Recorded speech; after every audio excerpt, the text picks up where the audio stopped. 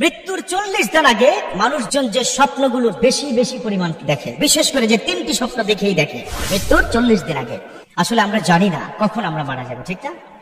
আবার রব্বুল আলামিন তিনি বলে দিয়েছেন, ওয়ালিকুল্লি উম্মাতিন আজাল ফাইযা জাআ আজালুহুম লা ইস্তাখিরুনা সাআতাও ওয়া লা ইস্তাকদিমুন। রব্বুল আলামিন তিনি বলেন, ওয়ালিকুল্লি উম্মাতিন আজাল, প্রত্যেকটা মানুষের একটা নির্দিষ্ট সময় আছে, যখন তার সময় ফুরিয়ে যাবে আজরাইল 1 সেকেন্ড আগেও আসবে না, 1 সেকেন্ড পরেও আসবে না, তার কাছে এসে তার রূহটা আল্লাহর কাছে নিয়ে যাবে।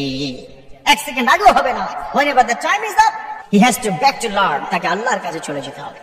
এজন্য আমি প্রায় বলি, the most certain matter in our life, that is death। সবচাইতে সুনিশ্চিত বিষয় হচ্ছে মৃত্যুবরণ করা। The most uncertain matter in our life, that is the time of death। সবথেকে অনিশ্চিত বিষয় হচ্ছে কখন মারা যাবে আমরা জানি না।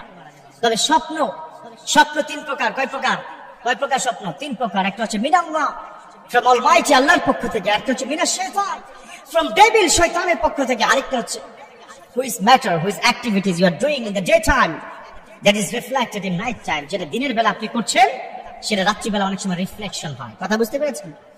সবচেয়ে উত্তম স্বপ্ন তাহলে কোনটা বলুন? কোনটা? আল্লাহর পক্ষ থেকে যেটা দেখানো হয়। পৃথিবীর মধ্যে সবচাইতে ভালো স্বপ্নের তাবির জানতেন হযরত ইউসুফ আলাইহিস সালাম। তারপর বিশ্বনবীর যুগে সবচেয়ে ভালো তাবির পারতেন হযরত আবু বকর রাদিয়াল্লাহু তাআলা আনহু। বর্তমান সময়ে সবচেয়ে ভালো তাবির পারেন আল্লামা সিরহিন রাহমাহুল্লাহ, তিনি ইন্তেকাল করেছেন। তিনি তার কিতাবের মধ্যে 3টি স্বপ্নের কথা বলেছেন।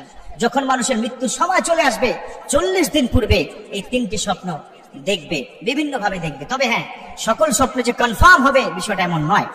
1 নম্বর হচ্ছে, যখন আপনার দুনিয়া ছেড়ে যাওয়ার সময় আসবে, তখন আপনার আপন আত্মীয় বাবা মা আপনাকে কবর থেকে ডাকবে, কাম টু মি, আসো আমার কাছে, আসো আমার কাছে। এরকম যখন তিনি ডাকবেন তখন বুঝতে হবে ইউর টাইম ইজ ওভার, আপনার সময় শেষ। তবে সব সময় যে হবে তা কিন্তু নয়।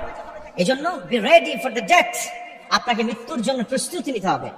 আবার বিশ্বনবী বলেছেন, মুতু আন কাবলে তামুত, ও আমার উম্মত তোমরা মৃত্যুর আগে মরো, যাই বিফোর দ্য ডেথ, মরার আগে মরো। কেন?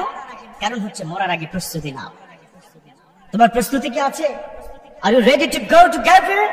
তুমি কি সেই কবরে যাওয়ার জন্য প্রস্তুত আছো? আল্লাহ তোমাকে কি মাফ করেছে কিনা তার কোনো গ্যারান্টি আছে? গ্যারান্টি নেই। অতএব আল্লাহর কাছে ক্ষমা চাইতে হবে। সেজন্যই বলেছে, মুতু আন কাবলে তামুত, তোমরা মরার আগে মরো।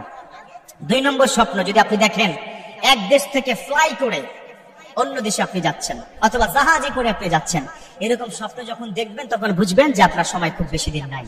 তবে এটার ভিন্ন কিন্তু হতে পারে। একটু রেডি হওয়া দরকার। আসলে কখন যে কার মৃত্যু চলে আসবে আমরা কিন্তু জানি না। 1 সেকেন্ড আগেও হবে না, পরেও হবে না।